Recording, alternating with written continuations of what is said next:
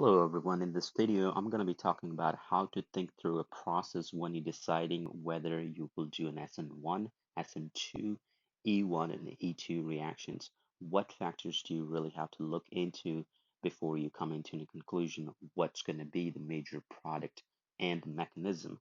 So let's start out with this first example I have. The very first thing you always want to look for is the type of alkyl halide. So this particular one is a secondary alkyl halide. And if you guys recall, the secondary alkyl halides can do all four types of mechanisms going from SN1, SN2, E1, and E2. So as a result, I would have to look at my other chemical, which means is it a base or a nucleophile, or rather, another way of saying a strong base or a strong nucleophile. So when I'm looking at this second chemical of mine here, I got a strong bulky base. It's a tert butoxide. So I would have a strong base, but it's a weak nucleophile. And on the top of being in a strong base, it's also a bulky base. That's another thing you want to make sure you can identify here. And as a result, since it's a weak nucleophile and it's a strong base, it's going to do an E2 mechanism, and being in a bulky base, it's going to do a Hofmann elimination. So the Hofmann elimination coming from after this being a bulky base.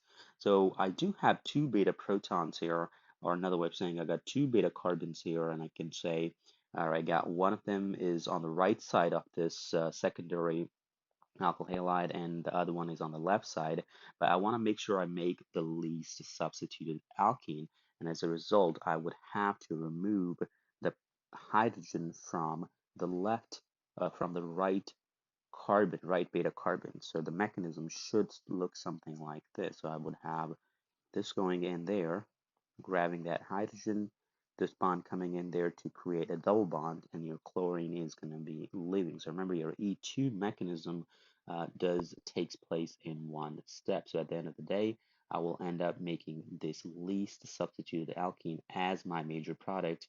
And I'm not really going to write down the minor product in these cases. I'm only going to be worrying about the major products for all these reactions, even though you may make a little bit of a Zaitsev product or the most substituted product, but we worry about only the major one.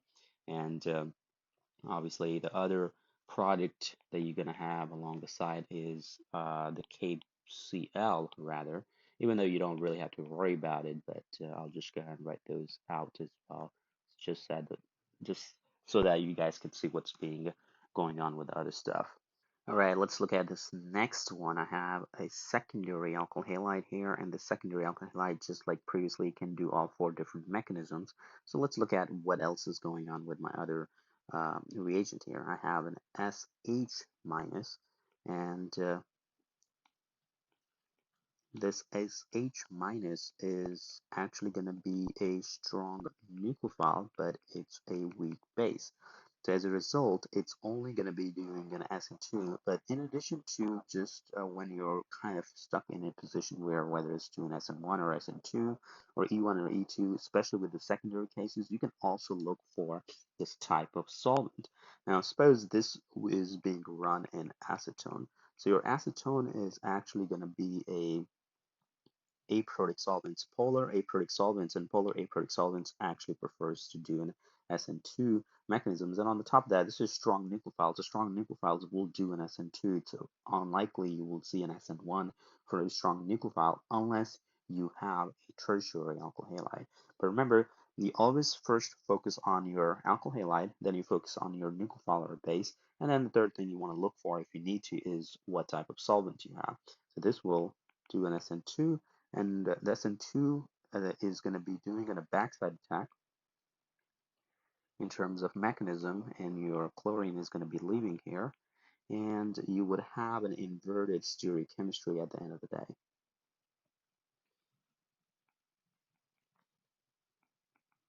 And your side product would be the NaCl.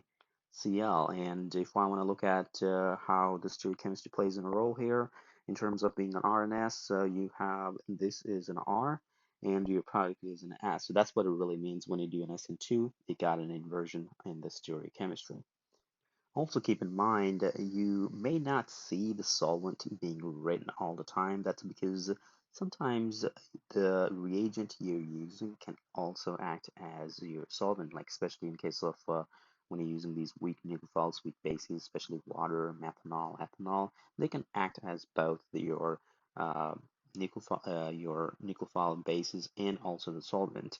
And also, you worry about the solvent when you really have to, you really can't decide whether it's going to be what mechanism based on your alkyl halides and the nucleophiles. If you can just figure out based on those two, then you may not have to necessarily look for your solvent. Even though, the solvent preference is a big thing, but it just makes it slower and faster if you're not using the right solvent. But determination whether to do an SN1 or SN2 um, is first going to be coming from the type of alkyl halide, the nucleophile, and then eventually the solvent. Let's look at this next guy here.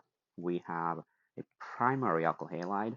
Remember, that's the very first thing you'll always want to look for. The primary alkyl halides can do SN2 and E2. Those are the only two things they can do. They cannot do SN1, they cannot do E1. But whether it'll do an SN2, E2, we're going to look at the other chemical that we got on the line here. So I can go ahead and break this RbOCH3 into its ions. So I'm going to have the OCH3 here. So this OCH3 here, it's obviously has a negative charge. It's actually a strong nucleophile and it's a strong base. But since it's a strong nucleophile, it would rather act as a nucleophile when it comes down to a primary alkyl halide. If this was in a secondary alkyl halide, the strong nucleophile and strong base in combination would rather act as in the base in that particular case. And in that scenario, would have been done in an E2 mechanism. But here, it will do an SN2 mechanism because it's a primary. And I want to go ahead and do the backside attack again. So I'll just go ahead and attack it right here where your carbon is attaching to the iodine and your iodide is going to leave here. And at the end of the day, you make this uh, product where you have the OCH3. Now remember the SN2 involved in this inversion in the stereochemistry, but I don't really have to worry about the inversion here because that carbon that's attached to the iodine and eventually whatever the product makes here, it's not really chiral, so you don't have to really worry about if it's not chiral, unless it's a ring then it's a different story, and unless if there is a chiral center, then you got to worry about the stereochemistry, because this is not really going to be an RNS, so don't worry too much about the stereochemistry here. Okay, let's look at this next one. Now, this next one is a little bit of interesting. I got a secondary alkyl halide, and remember the secondary alkyl halides will do all four different types of mechanisms, but now when we look at my other chemical here, I got the OH minus, the hydroxides are the strong bases and the strong nucleophile. But since this is in a secondary alkyl halide and this being in a strong base, strong nucleophile, they can actually do an E2 and SN2 mechanism. But if I have to pick one here, for these particular scenarios, anytime you have a strong base, strong nucleophile within a secondary alkyl halide, you always going to pick an E2 going the major product. When we say major here, it's not really going to be like 90% major, 10% minor. It might be like you may see quite a bit of SN2 as well, but when you're picking one or the other, it's always going to be the E2 kind of dominating over the SN2. So that's why we get to pick an E2. And in addition to that, you have a heat involved here. And anytime you have the heat involved, they usually prefer to kind of do an elimination reactions over the substitutions. So that's another thing you want to keep in mind. So when doing an E2 mechanism here, and since it's a small base, it's going to do a Zaitsev, it's going to make a Zaitsev product or a more substituted alkene. So based on my positions on of the chlorine here, I do have two beta carbons. Obviously, I got one on the left side and one on the right side. And to make a more substituted product, I would have to remove the hydrogen from the right beta carbon. So I only want to be focusing on that one particularly. I don't want to be making the other product because that's going to be the minor. The only issue I do have here is that this hydrogen that we are about to remove from this right beta carbon is actually coming out of the page, and so is this chlorine that's also coming out of the page.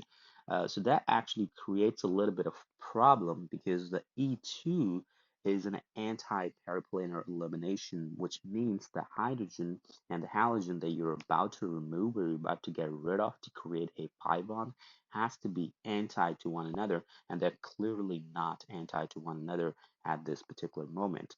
So what I have to do, I have to maybe rotate this single bond that we got in the middle, this single bond right there, to make those hydrogen and chlorine anti to one another. All right, so there's two ways of doing it. Either you can draw the Newman projections, or you can just swap these positions until they are anti to one another.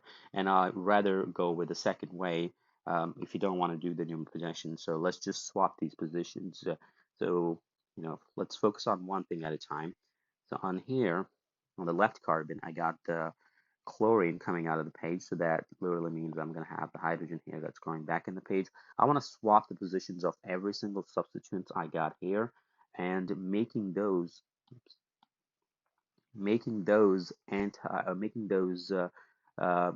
that chlorine is on the plane. That's a one thing you got to make sure.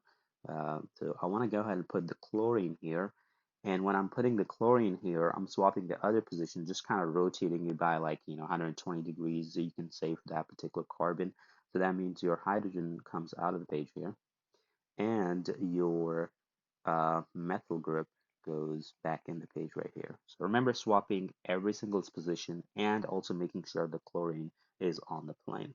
Want to do something similar on the right carbon, making sure that hydrogen that we're about to remove is actually on the plane so that they can be anti to one another. And this hydrogen right there and this chlorine, now they are anti to one another.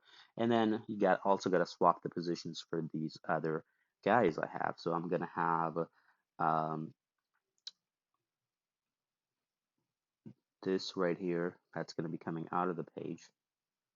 And we also going to have that right there going back in the page. So just make sure you swap everyone's position in this particular case. So now I got this hydrogen and this chlorine anti to one another, and I can just go ahead and remove this proton and creates a double bond, and that chloride leaves as well. So when I'm creating the double bond here, now I can easily see what's supposed to be on the same side and what's supposed to be on the different sides. All right, so let's just look at this ethyl group right here and this proton right here. They're both coming out of the page in this particular scenario, so that means they are going to be on the same side. It doesn't matter whether you want to draw them on the bottom or on the top, as long as they're on the same side. So I would just go ahead and draw this, suppose, ethyl group right here. So that would put this hydrogen here. I don't necessarily have to draw the hydrogen, but I'll just still go ahead and draw those out. And then you got these methyl groups on the opposite sides right here. So that's how it's going to look like, and you can clearly figure out whether it's going to be an E and Z. So I would have this to be 2, this to be 1, and this to be 1, and this to be 2. So they are actually going to be opposites to one another. So that means they are trans, or they are going to be E. So if you have a hard time finding E and Z, you may want to watch another video for mine where I have explained how you number those. Basically, you number those just like you numbering R and S based on their atomic numbers. So typically, you may have seen that E2 prefers to make the trans, but it also more or less depends on how the stereochemistry is for the reactant. So that's why there are also stereo specific sometimes. So let's do this next problem here that will make a little bit more sense because it has to be an anti-periplanar for the next problem as well. So in this next problem, I have secondary alkyl halide. So again, they can do all 4 different types of mechanisms. But when I look at the NH2, the NH2 is a strong base and rather really acts as a base in this case. It doesn't really act as a nucleophile, but you can say it's in a strong nucleophile as well, but it mainly acts as a base here for the most cases. If you want to have a nitrogen acting as a nucleophile, you'd rather use an ammonia, which is NH3 without the negative charge, and that will do fine acting as a nucleophile. Using NH2 minus, it's mostly going to be a base. Um, so now, since it's going to be acting as a base, we want to do an E2 mechanism. Since it's a small base, all right, so that's another thing we want to make sure. We would be doing making an azide product. So that means if I could create, or if I could remove um, or create the double bond right here on this position, I would have a more substituted alkene as opposed to creating the double bond on the left side. But then the problem here is the hydrogen I have on the right carbon, right beta carbon, is actually coming out of the page, and so is this bromine. So that means they're not really anti to one another. So to make those anti to one another, I can kind of rotate the molecule like we have done previously in the previous example. But the problem with the rings, you can't really rotate the rings because of the restrictions. So as a result, it's not really going to be removing that particular beta hydrogen, but rather it's going to be removing the beta hydrogen from the left carbon, because we also have a beta carbon on the left side as well. Um, so on the left side, I would remove this hydrogen because that's anti to the position of the bromine, and this bond goes in there to create the pi bond, and then your bromine leaves. So the product that you make at the end of the day is not going to be the most substituted product. So I'm going to be having a double bond positioned here now. And remember, we didn't really change the chirality on the other carbon, so you want to leave that as it is. So this is actually going to be the major product, even though it's kind of Hoffman. Even though you mostly make a Zyset product or a more substituted alkene whenever you're using in a small base, but that's not necessarily true all the time because you got to make sure that your hydrogen and your leaving group, they are anti to one another. And sometimes you just cannot make those anti to one another. And in those cases, they may be doing a Hoffman elimination or whatever the anti-hydrogen available for those cases. All right, so let's look at this next one here. So in this one, we have an OTS. OTS is just another good leaving group as along with the halogens. So you may see the OTS being produced whenever you use alcohols. So remember the OTS is just another good leaving group and it just behaves like having a chlorine, bromine, or iodine. Now this one is a secondary alkyl halide and in a benzylic. Well, it's at benzylic position. That position is called in a benzylic position. So now the benzylic, and they kind of behave similar to the secondary alkyl halides, and they can do all four different mechanisms. You just have to worry about the other chemical that you're going to be given. So in this case, I have the FROH, and this FROH OH minus is going to be a strong base and a strong nucleophile. But since this is in a secondary, it would rather do an E2 mechanism and maybe a little bit of an SN2, but obviously since we're picking what's going to be the major, we're going to be going with an E2, and obviously there is going to be a heat involved that prefers the elimination reaction.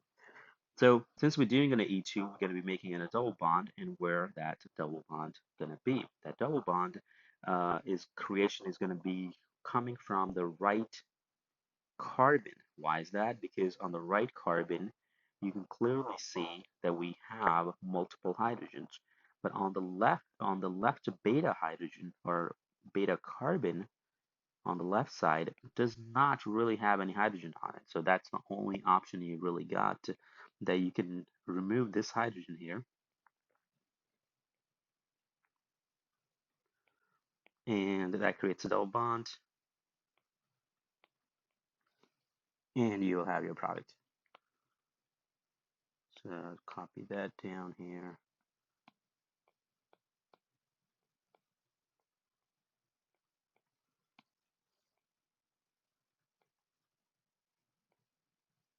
All right, so that's a formation of styrene there.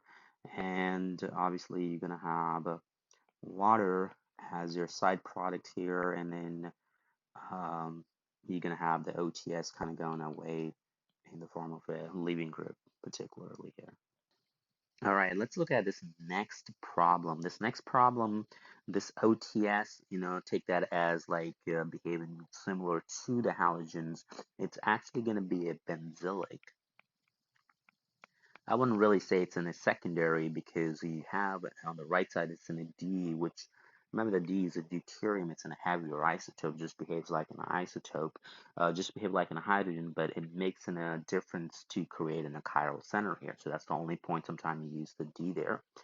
Since it's in a benzylic and the OH minus here, obviously it's a strong base, a strong nucleophile. But then when I look at my beta carbons on this particular molecule, on the alkyl halide or on this reagent here, on the left side, you don't really have any hydrogen on this beta carbon. So, having an E2 elimination is out of question for this particular one. The only thing you can really do is going to be an SN2. Even though, like, initially we would think, okay, well, it can do either E2 or SN2, but since you don't have any beta hydrogens, it will only force to do an SN2 mechanism for this one. And since it's doing an SN2, um, we'll just do a backside attack, and this would leave. If we were using a weaker nucleophile here, then it would do an SN1 mechanism, and for that case, you would make a pair of enantiomers. So I would end up making, all right, I'm going to go ahead and take that out. Leave everything as it is, and I want to go ahead add the OH going back in the page so that we can have an inversion in the stereochemistry. So that's going to be the most important thing, obviously, here. And then you would have the OTS minus as your side product here, but obviously you got to worry about your organic products more in this particular case. Okay, let's look at this next one here. This next one is again in a secondary alkyl halide. It can do all 4 different mechanisms. When I'm looking at the H2O, it's a weak nucleophile and a weak base. Weak nucleophile, weak base. There's no heat involved, so as a result, this will strictly do an SN1 mechanism. Remember, with a weak nucleophile, weak bases, you cannot do SN2 and E2, so that leaves you with an E1 or SN1. But since there's no heat involved, you're going to be majorly doing an SN1 mechanism here. Remember, your SN1 and E1 always tag along with one another, so both of those products are going to be shown, but I'm only going to be focusing on the major one. So here, the SN1 is going to be the major. So how does really SN1 mechanism takes place? If you guys recall, you lose the leaving group now first, and you make a carbocation. So when you make the carbocation, I'm just going to copy this down here.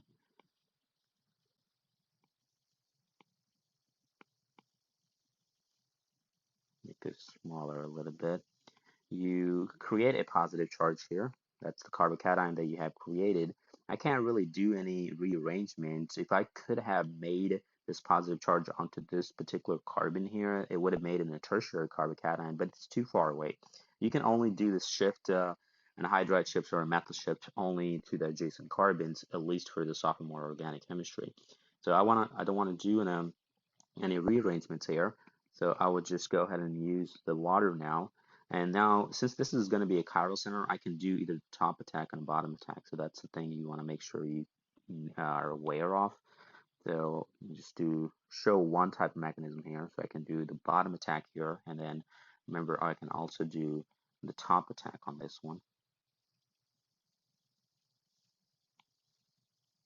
So you kind of have a 50-50 shot of doing that. So just be aware of that. So I'm gonna just show maybe one of them in the mechanism here. So let's suppose I show the one that's coming from out of the page. So I would have the OH2 here. And to make the final product, I gotta deprotonate that. And mechanistically, I can go ahead and use the Cl- that you have lost in the first step. So in the first step, remember you lose the Cl- here. So that's something you gotta be careful with. And it grabs this proton, and this restores the electron density back onto that oxygen. And This is the product that you will have made now. This is going to be an OH. And obviously, you also going to have the other product where the OH could have been gone back in the page as well. Because if you had done in the bottom attack, then you would have the OH going back in the page. So what's really the relation between those two particular products? Well, you can kind of see how the chirality is kind of flipped on the OH, but does nothing really happens when you look at the other chiral center. So they're not really mirror images of one another, and they're not really enantiomers of one another. So as a result, they are going to be the pair of diastereomers. So even though you mostly make like racemic mixtures when you do SN1 mechanism, but that's not necessarily true all the time. You may have to look if there's already an existing chiral center in the molecule that may create some problems for you. Okay, so that's going to be this guy right here. Let's look at this next one here. So this next one, again, that's in a secondary alkyl halide, can do all 4 different mechanisms. When I'm looking at this CH3OH, that's a weak uh, nucleophile, weak base. There is no heat involved, so we're going to be strictly doing an SN1 here. You may get a little bit of an E1, but SN1 is going to be the major product. So let's see the mechanism here. The first step obviously going to be the loss of leaving group. So we're going to go ahead and get rid of the bromide here. And let's see what, just going to make this a little bit smaller. Got a positive here. Now this is in a secondary alkyl halide, secondary carbocation. And if I can somehow move this charge to the right carbon, you would have gotten the tertiary carbocation. So as a result, it's right next to it. Actually, I want to go ahead and do an 1,2 hydride shift here. So this moves down here. And when that moves down here, I don't really have to show the hydrogens drawing here. I would just kill the chirality on this carbon though, and that methyl will be just on the plane now because that's an sp2 carbon. So that's going to be just in a tertiary carbocation. So then the next step, I would have the CH3OH doing the top attack and bottom attack. But in this case, it's not really chiral, so I don't really have to worry about the stereochemistry. So I don't really have to worry about doing the top attack and bottom attack. You only worry about, these stereochemistries if you are actually creating in a chiral center. There's no chiral center here, so I can just have this OH right here and a CH3 here, oxygen with a positive charge. And then eventually, I want to go ahead, I'll just draw that right here. I can use the bromide mechanistically that we have created earlier to remove this proton, and that would restore the electron density back onto this oxygen.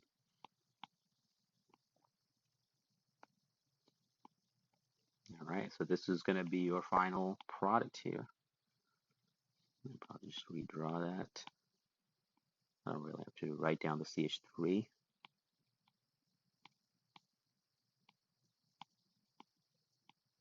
So that's going to be your final product here. Okay, so if you have drawn the OCH3 group where the original bromine was on that carbon, then it would have been wrong because there isn't a carbocation rearrangement for this particular one. Anytime you're doing the carbocation formation, you will have a carbocation rearrangement possibilities in case you're making a more stable carbocation. Okay, let's look at this next one here. We have a primary alkyl halide. So primary alkyl halides can do E2 and SN2 only. But when I'm looking at the LDA, what do we know about LDA? LDA is a strong base and it's a weak nucleophile. On the top of that, it's actually a non-nucleophilic bulky base. So since it's a bulky base, and on the top of that, it's a weak nucleophile, it's only going to be doing an E2 mechanism. What other chemicals can do something similar? The other bulky bases you want to make sure you have on the line is tert butoxide that we have seen earlier. The other ones you may see would be the DBN, DBU is another one. So those are the most common ones that you're going to be seeing. They're all nitrogen based, but they have just bigger alkyl groups around the nitrogen, making them a bulky base. So this LDA is going to remove the beta proton. So the beta proton, this is the only beta proton you really got on these guys right here. So, this LDA eventually comes down here, grab that hydrogen, creates a double bond here, and then this iodine leaves as your leaving group here. And you end up making this propene as your final product for this one. Okay, so that wasn't that bad actually. Let's look at this next one here. The CH3Cl, we got this butoxide. Well, this is a methyl halide. Methyl halide is kind of primary alkyl halide, but the only thing they can really do is an SN2 mechanism. They can't really do an E2. Why? Because they don't have any beta carbons on those. To create a double bond, you have to have another carbon right next to your alpha carbon. But since you don't have any beta carbon, it can't really do an E2 mechanism. And on the top of that, when we look at this other chemical, this is actually a strong base, but it's a weak nucleophile. But so it rather acts as a base, but since it does not have any beta carbons, it doesn't really have any choice to act as a base. The only thing it can really act as a nucleophile, even though it's a weak nucleophile. But that's the only thing it can really do. So another way of saying this non-nucleophilic base here is actually forced to act as a nucleophile. That's the only thing you can really do. So something like that sometimes shows up in the exams.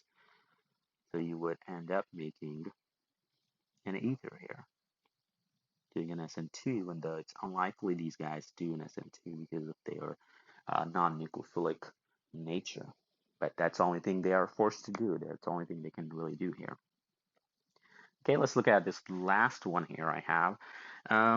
So this is a tertiary. So tertiaries can do E2, they can do SN1 and E1. Now, when I'm looking at my other chemical I have, this water, weak nucleophile, weak base, but I do have the heat involved here. That's the main big difference that you may see from the previous examples that we have done so far. So since you have a heat involved here, you will have an E1 as a major product, and your SN1 will be the minor here. So your E1 is almost always Zaitsev. It almost always going to make a more substituted alkene. So when I'm looking at my beta carbons here, I actually have three. I got one right here. I got one right here. They're actually the same. And then I got the third one right there. So to make a more substituted alkene here, I would have to remove the proton from this particular hydrogen. That's the only thing that you got to be really worrying about. But then remember, in terms of mechanism, how does it really work? E1, you actually first make a carbocation, so you would actually lose the bromine first. So you would have the bromide there, and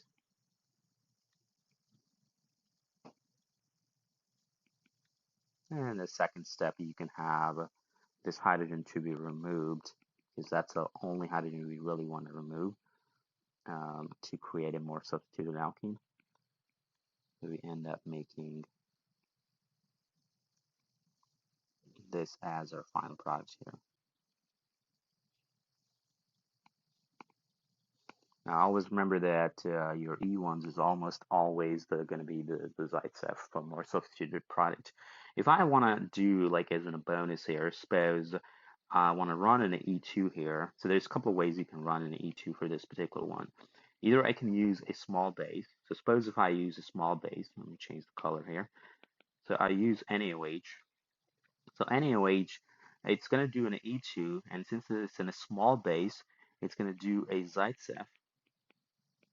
So it will actually end up making the same product. This OH minus will remove this proton right here. And this goes in there to create a double bond and the bromine leaves. So remember your E2 has to be happening in one step. So you will make the same product that you actually made in case of E1. So sometimes E1 is kind of redundant. You can make those products using the E2 mechanism. So you will not see E1 a lot, especially for these alkyl halides, but E1 comes into the play whenever you talk about alcohols a lot. But if you use a bulky base, if you use a bulky base, it will still do an E2 mechanism. Like suppose I want to use something like a tert butoxide here. So it will still do an E2, but since it's a bulky, it will do an Hoffman. So to make an Hoffman, I would have to remove the proton or the hydrogen from the most accessible carbon, which is going to be one of those two. It's either going to be that one or that one. Either one of those are fine. So you make a less stable alkene in this case. So this is how you're going to be thinking through the process when you're doing these four mechanisms. If you have any questions, feel free to leave any comments in the section below.